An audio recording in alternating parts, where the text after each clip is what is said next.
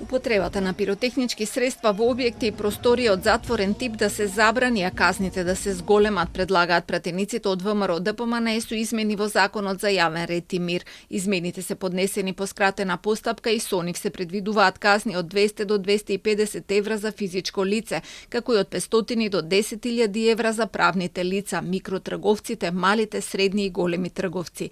Предлагаат и повисоки казни за тие што ќе дозволат присуство на малолетни лица во угостителски објекти или простории за забава, кафеани, ноќни барови, диско клубови и слични објекти, подоцна од полноќ, кои исто така ќе се движат од 50 до 10.000 евра. Истата казна е предвидена и за правни лица за неовластено пукање од огнено оружје, употреба на пиротехнички средства или сличен експлозивен и лесно запалив материјал, неовластени огномети, факелијади и слично на јавни места, додека за физичките лица таа се движи од 100 до 250 евра.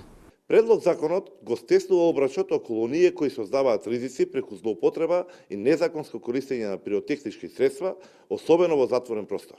Се заострува регулацијата за приредување огномет, факелијада и слични приредби на кои се користат експлозивни материи. Се заоструваат и казните за правни и физички лица кои ќе ги прекршат одредбите од овој закон. Дел од казните се двојно повисоки, а за некој законот предвидува и притвор. Преку ова законско решение ги прошируваме и надлежноста на полицијата.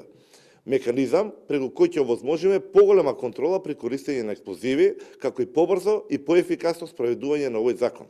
Овој закон се предлага интервентно додека да се изготви новиот закон за експлозивни материи за цивилна употреба од страна на надлежното министерство, со што детално ќе биде регулирана оваа материја. Последниот период се најавени 22 закони со цел да се спречат слични трагедии во иднина. Во однос на истрагата за утврдување на одговорност, пак од ДУИ со денови бараат да се вклучат и странски експерти.